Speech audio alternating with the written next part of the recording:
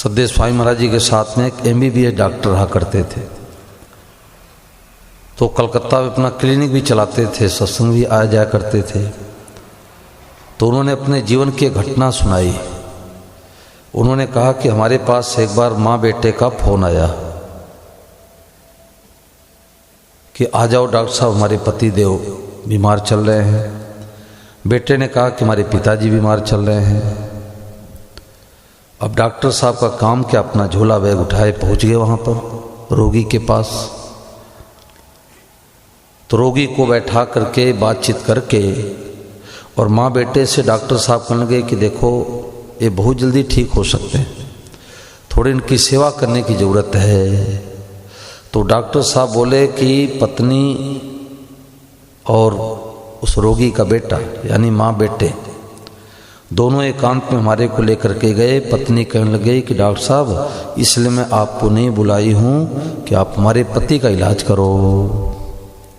तो डॉक्टर साहब बड़े हैरान पड़ गए, यदि इलाज नहीं कराना था तो किस लिए बुलाया भाई। तो पत्नी कहने लगे कि हमें तो आफत भुगतते भुगतते 20 साल बीत गए, अभी कितने दिन और आफत भुगतनी पड़ेगी, हम तो इसलिए आपको बुलाई हूँ। बोलो कन्हैया लाल की। ये संसार का नमूना है, ये संसार का नमूना है। यानी पत्नी के कहने का भाव है कि संसार से जाएंगे कब। और वही पति देव 50,000 रुपये महीने कमा करके देते तो पत्नी कहती कि पप्पू के पापा तो भी भोजन नहीं किए, मैं कैसे भोजन कर लूँ।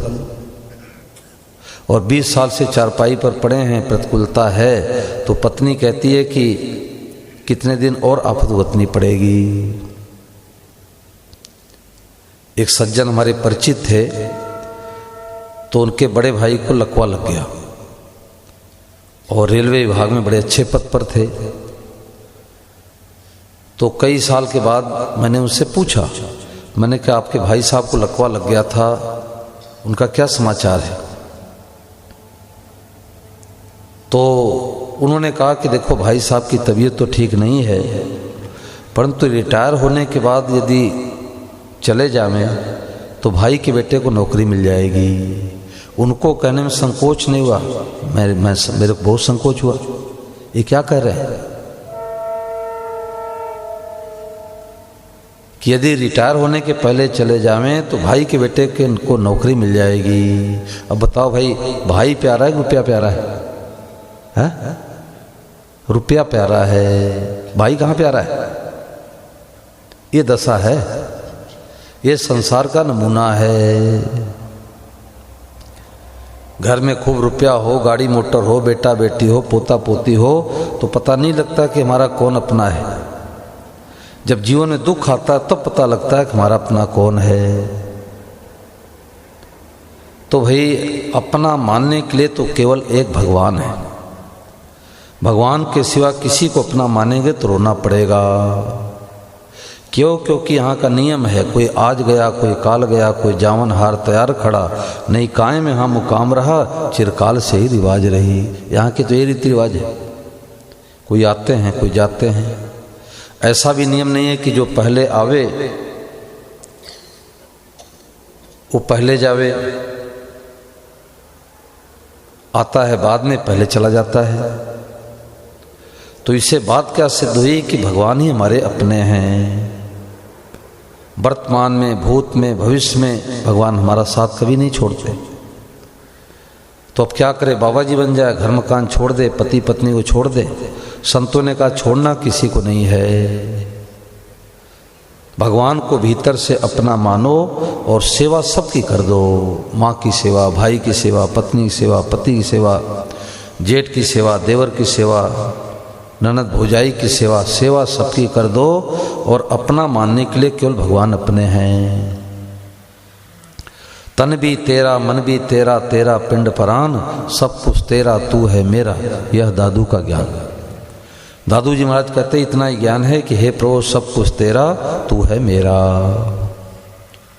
ऊपर से कहो कि मेरा मकान है, मेरी दुकान है, मेरा बेटा है, मेरी बेटी है, मेरे पति हैं, मेरी पत्नी हैं, ऊपर से कहो, परंतु भीतर में बात जच्ची होनी चाहिए कि मेरे तो गिरधर गोपाल दूसरो न कोई। अरे भाई, बम्बई रेलवे स्टेशन पर खड़े हो जाते हैं, बांद्रा स्टेशन, तो कहते हैं कि मेरी ट्रेन आ रही है, मेरी ट्रेन आ रही है, आबू वाली ट्रेन आ रही है। अब ट्रेन आके खड़ी हो जाती है और सीट निकाल के देखते हैं, S5 कोच मेरा है। अब S5 कोच में चढ़ जाते हैं और सीट से चेक करते हैं, टिकट से चेक करते हैं कौन सा नंबर है भाई, तो S5 कोच में 22-23 नंबर की सीट मेरी है। अब उस सीट पर बैठ जाते हैं, अटैची बैग रख लेते हैं, चाय भी पीते हैं, बिस्कुट भी खाते हैं, नमकीन भी खाते हैं, फ़ोन से बात भी करते हैं। और टीटी महोदय आके पूछते हैं, भाई ये सीट किसकी है, 22-23 नंबर सीट किसकी है? तो कहते लो जी सीट चेक कर लो, ये टिकट चेक कर लो, ये सीट मेरी है। परंतु भीतर में क्या जची है कि जैसे आबू रेलवे स्टेशन पहुंच जाऊंगा तो मेरी सीट नहीं रहेगी, जैसे दिल्ली रेलवे स्टेशन पहुंच जाऊंगा तो मेरी सीट नहीं रहेगी। और ऊपर से कहते हैं कि मेरी सीट है। और नहीं तो बताओ कि कोई घर पर आने के बाद महीने, 2 महीने, 6 महीने के बाद किसी ने रेलवे विभाग में फ़ोन करके पूछा कि रेलवे विभाग वाले बताओ कि जिस ट्रेन से बम्बई से हम आबू आए थे, दिल्ली आए थे, उस सीट के 22 और 23 नंबर सीट का क्या समाचार है? कोई चोर चुरा तो नहीं लग गया, कोई डकैत उठा तो नहीं लग गया, कोई बच्चा ब्लेड से फाड़ तो नहीं दिया? और कहते हैं कि मेरी है, कभी पूछते भी नहीं। और उस सीट को हजारों, लाखों, करोड़ों लोगों ने मेरी मेरी कहा, सीट किसी की नहीं रही। इसी प्रकार से ऊपर से कहो कि मेरा बेटा है, मेरी बेटी है, मेरी पत्नी है, मेरे पति हैं, परंतु भीतर में बात जची होनी चाहिए कि हमारे भगवान हैं। बड़े अच्छे संत हुए स्वामी शरणानंद जी महाराज। तो एक सज्जन हैदराबाद से आए तो उनसे कहा कि महाराज जी, मैं तो भगवान को मानता हूँ, परंतु हमारा बेटा बिल्कुल नास्तिक है, वो भगवान को मानता ही नहीं। खूब ध्यान देकर सुनना, थोड़ी बुद्धि लगाने की जरूरत है। उन सज्जन ने कहा कि मैं तो भगवान को मानता हूँ और हमारा बेटा भगवान को बिल्कुल नहीं मानता, नास्तिक है। तो स्वामी शरणानंद ने प्रश्न में से उत्तर दे दिया। उन्होंने कहा, भैया आप तो बेईमान आस्तिक हो, आप तो बेईमान आस्तिक हो, आस्तिक हो परंतु बेईमान आस्तिक हो, और बेटा ईमानदार नास्तिक है, यानी प्योर नास्तिक है। तो उन सज्जन ने कहा कि महाराज जी, बेटा तो प्योर नास्तिक है, ये तो बात जच रही है, परंतु हम बेईमान नास्तिक कैसे हैं? तो महात्मा जी ने कहा कि जब आप भगवान को अपना मानते हो तो बेटा आपका कैसे रहा? बोलो कृष्ण कन्हैया लाल की। बात समझ आई कि नहीं आई? जब आप अपने को भगवान का मानते हो तो बेटा किसका हुआ? भगवान का। बेटा भगवान का हुआ। ये तो वही बात हुई कि एक महात्मा जी कपड़े की दुकान में गए, बोले सेठ जी दुकान किसकी है? बोले महाराज आपकी है। मेरी दुकान है? बोले आपकी दुकान है।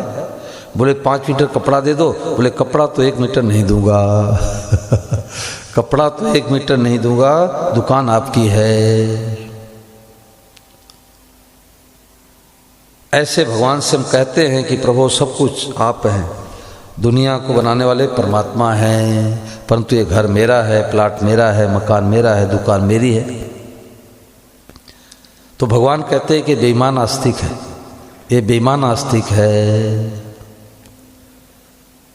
तो वही कहने का तात्पर्य है कि जो भगवान हमारे अपने हैं उनको हम भूल गए, और जिनकी सेवा करनी चाहिए थी उनसे हमने संबंध जोड़ लिया।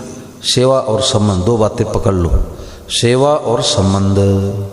जैसे सड़क पर चलने की विद्या होती है, छोटे बालक को पिताजी स्कूल छोड़ने के लिए जाते हैं तो कहते देखो बेटा सड़क से बाएं से जाना, दाएं से मत जाना। अब छोटा सा बच्चा 4 साल का है बच्चा, अब वो सोचता है पिताजी मूर्ख है, अरे इतनी चौड़ी सड़क है, हम चाहे दाएं जाएं चाहे बाएं से जाएं, सड़क तो चलने के लिए बनी है। तो उसका एक्सीडेंट हो जाता है।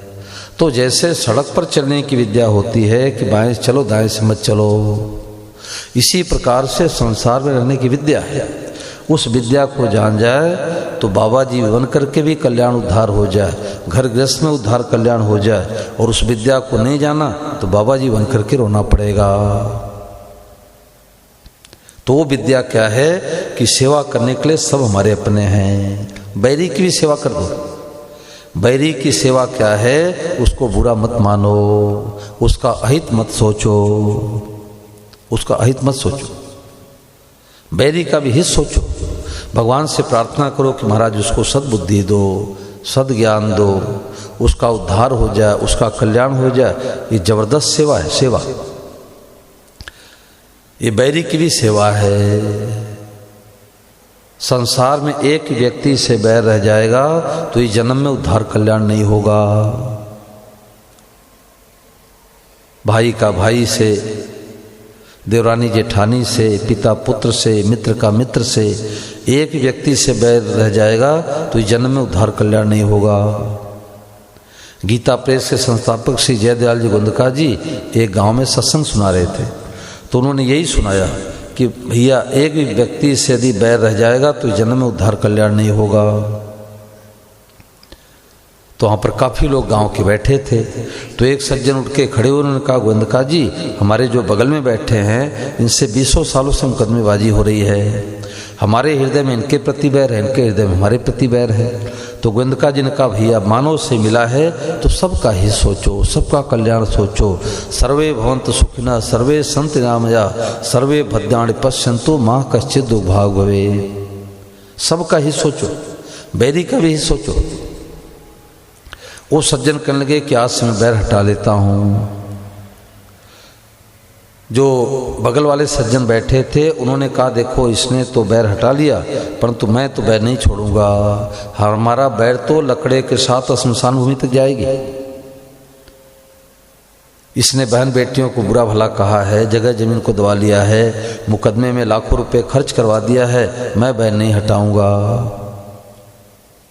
पहले वाले सज्जन रोने लगे कि मैं तो बैर छोड़ना चाहता नहीं, और ये कहता है कि मैं बैर छोड़ूंगा नहीं, मैं तो बैर छोड़ दिया। तो गोविंदका जी ने पीठ पर हाथ फेरते हुए कहा कि देखो आप अपने बैर को हटा लिए तो आपका उद्धार कल्याण हो जाएगा, इनका ये जाने। थोड़ी देर के बाद में वो भी सज्जन रोने लग गए। उन्होंने कहा कि गोविंदका जी मैं भी बैर लेकर के नहीं मरना चाहता। गोविंदका जी ने कहा भाई कुत्ता बिल्ली गधा सुअर बन जाओ, वहाँ भी बैर करने का मौका मिल जाएगा। कुत्ता देख कुत्ता गुर्राया कि मैं बैठा तू क्यों आया। एक मोहल्ले का कुत्ता दूसरे मोहल्ले में नहीं जा सकता, तो बैर करने के लिए तो कुत्ता बिल्ली गधा सुअर बन जाओ, वहाँ भी मिल जाएगा। परंतु मानव से मिला भगवान से प्रेम करने के लिए किसी से बैर मत करो। दोनों आपस में गले मिलकर के रोने लग गए। लड्डू का प्रसाद पूरे गांव में बांटने लग गए। गांव वाले कहने लगे भाई आज किधर सूर्य भगवान उदय हो गए। आप लोगों के 20 सालों की मुकदमेबाजी चल रही थी, सड़क पर आमने सामने दिखते तो एक दाएं चले आते एक बाएं चले आते, किस खुशहाली में लड्डू बांट रहे हो आप लोग। तो दोनों कहने लगे कि हमारे गांव में सत्संग हुआ और सत्संग का प्रभाव है कि 20